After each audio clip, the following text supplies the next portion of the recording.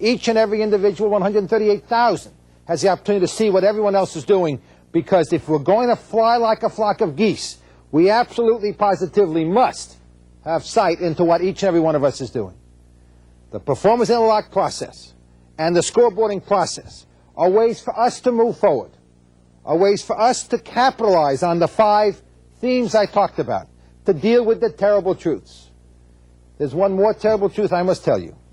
I must tell you this. I save it for the end because I think it's the most terrible of all. The most terrible truth is that in the final analysis on this journey, ladies and gentlemen, there is no roadmap. No one can tell you what you must do on this roadmap, on this trip. You must learn to invent for yourself, as I have had to learn, as each and every one of us has had to learn. But you must keep the faith that says that I will be able to handle whatever comes, and whatever comes will come, and I will handle it. We now begin with the third question and answer session. We have another question from Sao Paulo, which is also a part of the network. How can you transform heavy buffalo into soaring geese? And this comes from Mercedes-Benz, Sao Paulo, Brazil. I think it all begins first with the leader. The leader must first change. The buffaloes won't change until the leader changes. So the first critical change is the leader has to be different. The second thing the leader must do is create a sense of urgency throughout the entire organization, so that every single individual in the organization understands the need to be different. And the single best way to do that is to get people involved with their customers, to get people involved in setting performance contract with their customers. That's how you build that urgency to change. This question comes from the Autonomous University of Baja California, and it's from Rene Chavira. In which way can a member of the buffalo ask the head of the buffalo to have an open mind to change within a work system? I think that there is one very simple and very powerful way to create the urgency to change on the part of the head buffalo, or in fact any other buffalo in the organization, and that is using the benchmark process. If you go back and really compare how this organization stands against other similar organizations in the same business or perhaps doing similar kinds of work, in terms of things like efficiency standards, in terms of things like customer satisfaction, and in terms of how this buffalo stands in terms of upward feedback from his or her herd, in terms of how successful they are, the use of feedback information from the environment, from the marketplace, and from the people is the single best way to get people, to get leaders to be different. And your job is to bring this data in the most non-threatening manner possible, and that's by just publishing some statistics. Statistics are powerful when they send a simple and clear message. Thank you, Dr. Velasco. The next question comes by phone from the Polytechnic Institute, the National Polytechnic Institute. Once you have started change in an organization and one key department fails, what measurement do you recommend that one takes? The term measurement, perhaps, let me answer the question in 2 ways.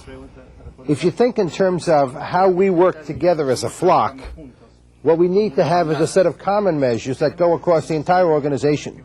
So if one organization fails to perform, it must be clear to everyone in the organization that that organization is failing, and then we need to then all flock together to help that organization succeed.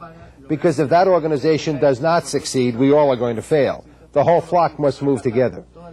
If you mean by measure, what do you do when an organization does not choose to participate in a new methodology? I think you then have one of 2 choices, really. I think you need to continue to work with even the people within that organization who are willing to change and help them to be different. But even more than that, there comes a time when if some individual is not prepared to row their oar in this boat in which we are all traveling, that we need to invite them to go sit in another boat. Because if they won't participate, and if they block the efforts of the rest of us, they rob all of us of our future. And I don't think it's fair that any one person or one group have the right to rob the rest of us of our future. So I think we need to move against those kinds of people and invite them to seek opportunities elsewhere. Another question, this one comes from Mexico City, from the Federal Power Commission. Go ahead. Yes, I'm calling you from the university. The question is, you talk about organizational change in the private sector, where you can change easier than in a bureaucratic organization. How do you think that one should change, and who should initiate the change? In the private sector, I assume. I didn't hear in the government sector. So I'm going to answer in terms of the private sector. I think that in large organizations, and by the way, large organizations in the private sector very closely resemble large organizations in the government sector. The distinction between government and private, once you get past a certain size, tend to be very minimal. General Motors tends to look very much like the United States Post Office, as an example, in terms of how they operate. I think the change can literally begin anywhere.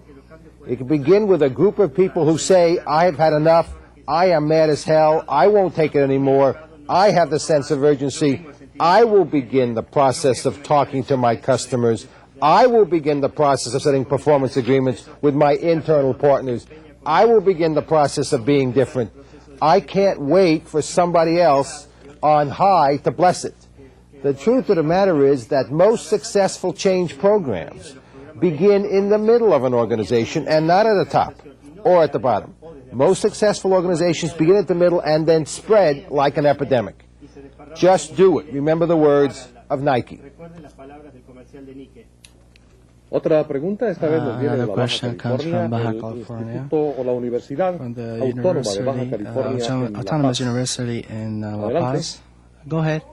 The question is, what recommendations do you have to the American companies in order to have success in the free trade agreement now that we have three different types of economies? And Mr. Tapia is asking this question. Thank you. I think that any time an organization that is founded in one culture moves to another culture, I think you need to be very conscious of the cultural differences among the various organizational units. As an example, the word empowerment does not translate very well in Spanish.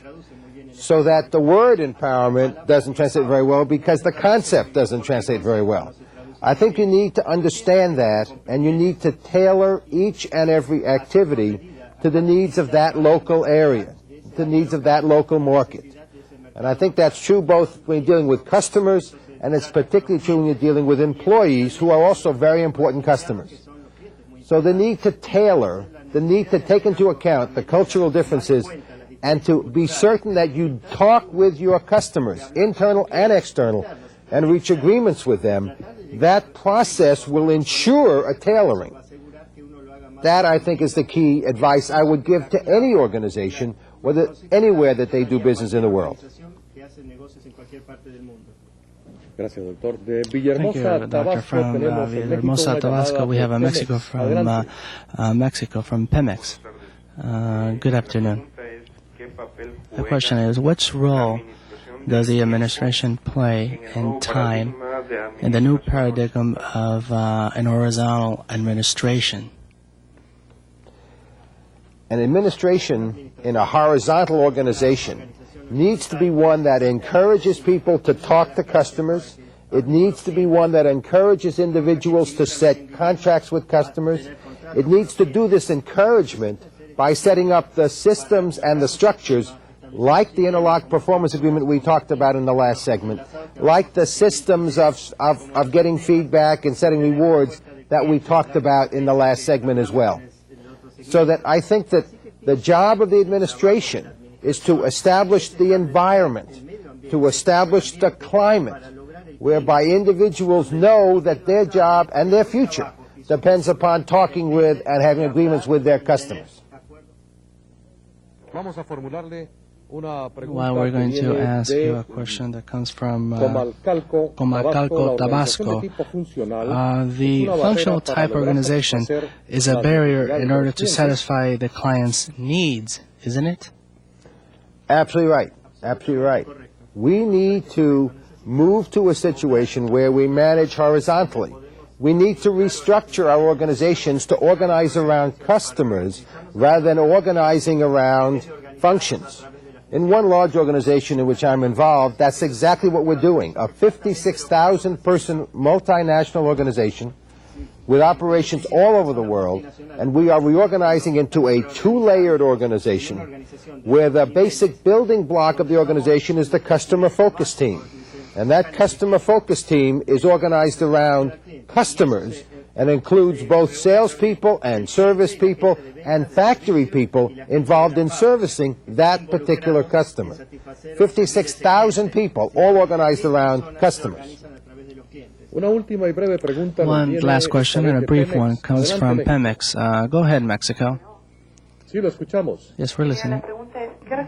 What do you recommend for a country which has a very strict legal limit in order to succeed? I'm not sure I understand what the word legal limit means, frankly.